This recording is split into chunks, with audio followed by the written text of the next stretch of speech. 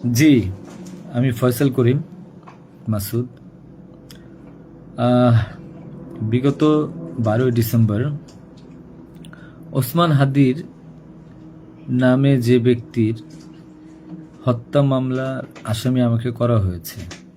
আসলে আমি এই মামলার সাথে এই ওসমান হাদির যে হত্যা, এই হত্যার সাথে আমি কোনোভাবে প্রত্যক্ষ বা পরোক্ষভাবে জড়িত না। এটা পুরোটা একটা মিথ্যা বানোয়াট একটা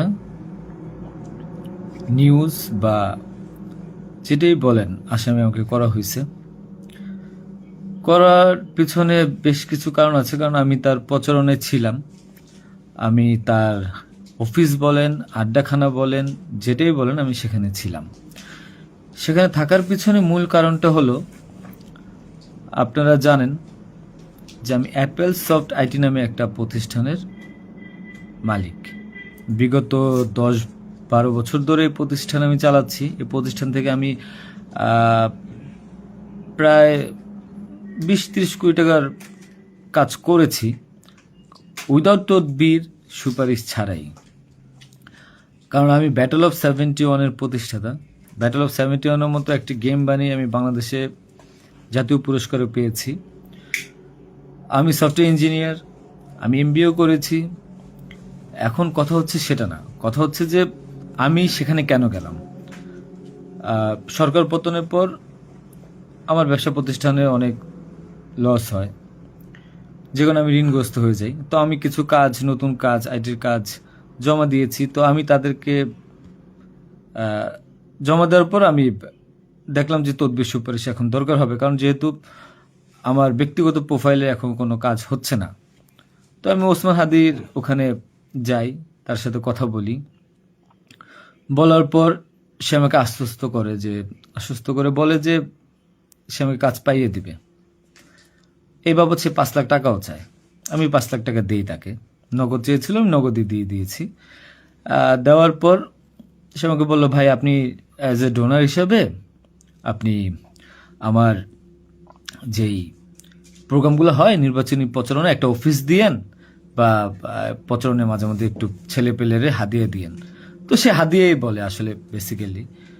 তো আমি এরপরে শুক্রবার আমাকে আসতে বলে, আমি প্রথম শুক্রবার তার সাথে যাই, প্রচারণা করি। সেই সুবাদে আমি আমার 2টা ছোট ভাই নিয়ে গিয়েছিলাম, যারা এলাকার লোকাল। তো এখন তাদেরকে হয়তো আসামি করা হচ্ছে, আমি জানি না। তারা কিছুই জানে না, যেমন আমি জানি না, তারাও জানে না। তো তারপর তাকে আমি 5,000 টাকা দিই। তার সাথে যে ছেলেটা আছে জাবের, তাকে জিজ্ঞাসা করলে জানতে পারবেন, সবার সামনে আমি দিয়েছি এবং হাদিয়া হিসেবে সে খুব হাসি মুখে এটা গ্রহণ করেছিল। তারপর ওই দিনের খাওয়া দাওয়া শেষ, প্রোগ্রাম শেষ, আমরা চলে আসি। এরপর আমি আমার ব্যক্তিগত কাজে, নানা কাজে ব্যস্ত ছিলাম। হাদি একদিন ফোন দিয়ে আমাকে বলে, ভাই 16ই ডিসেম্বর আসছে, আপনার সাথে কিছু কথা আছে, আপনি আসেন। তার হোয়াটসঅ্যাপ মেসেজটা চেক করে দেখলে জানতে পারবেন। আমি কিন্তু তার নেক্সট শুক্রবার দিন, মানে আমি বৃহস্পতিবার দিন আমি কিন্তু যাইনি। সে আমাকে ফোন দিয়ে নিয়েছিল যে আপনি আসেন, এসে আপনি দেখেন যে আপনার সাথে কিছু কথা আছে, আপনার কাজটার বিষয়ে কিছু কিছু কথা আছে, আর আমাদের 16ই ডিসেম্বর প্রোগ্রামে আপনি একটু হেল্প লাগবে। তো আমি যাই।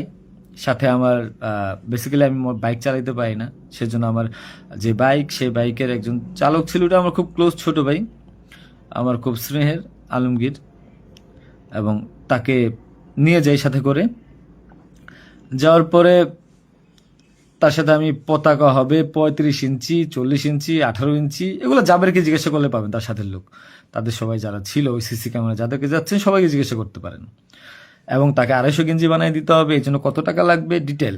এবং ঘটনার দিন আমাকে সে রিকোয়েস্ট করে, আজকে যারা এই যে আপনারা দেখছেন হাজার হাজার লোক, শত শত লোক, হাদির তো এত লোক ছিল না, কারণ সে আমাকে নিজেই রিকোয়েস্ট করেছিল যে ভাইয়া আপনি আমাকে 5-10টা পোলাপাইন দিয়েন, আর 16ই ডিসেম্বরে 50টা ছেলে পেলে দিয়েন, যেন আমার পতাকাটা ধরতে পারে, আমার প্রোগ্রামটা সাকসেস করে দিতে পারে। তো দেখেন, তো ওই জায়গায় আমি তাকে আশ্বস্ত করি, ঠিক আছে আমি চেষ্টা করব। তো পরের দিন আমি যাই। পরের দিন আর মাঝখানে একটা কথা বলি, আমার এর পরের দিনই দুবাই যাওয়ার কথা ছিল, যেহেতু আমার দুবাইয়ের মাল্টিপল গোল্ডেন ভিসা আছে। আমি এর আগেও দুবাই গিয়েছিলাম। তো আমার একটা কাজে দুবাইয়ের কিছু প্রোডাক্ট কেনার কথা ছিল। তো আমার টিকিটটা আমি ওই দিন ক্যান্সেল করাই, যেহেতু সে রিকোয়েস্ট করেছে, পিছায় দিই। তো সেই বাবদে যেহেতু 10টা বাজে প্রোগ্রাম, তো আমি ভোরবেলায় বের হই, আলমগীর আমার বাসায় ছিল। আর আমার ওয়াইফ, বাচ্চা যেহেতু নরসিংদীতে থাকে, 5ই আগস্টের পর তারা ওখানে সেটেল করে দিয়েছিলাম। তো থাকার পর সুবাদে আমি আমার বোনের বাসায় উঠেছিলাম।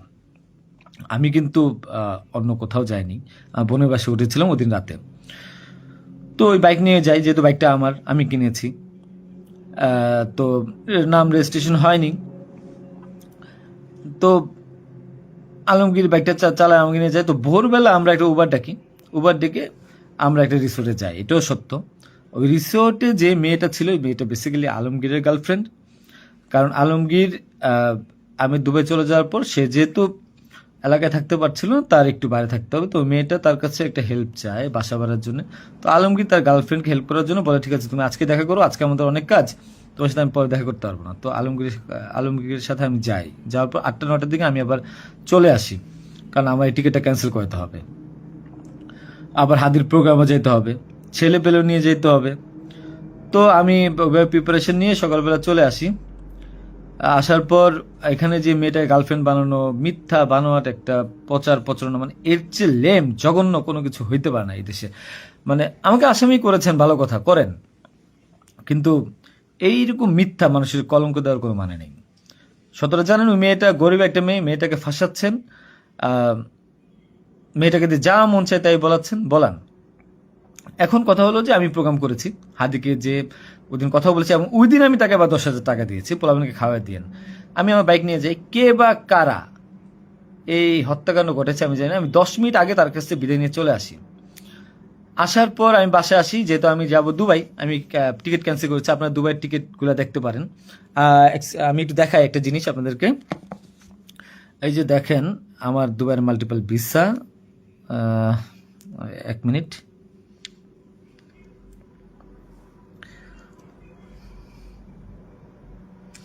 এই যে দেখেন আমার দুবাইয়ের মাল্টিপল ভিসা। হ্যাঁ, ওকে। আমি এখান থেকে ক্যামেরা যেহেতু দেখা যায় না, আমি এখান থেকে দেখাই।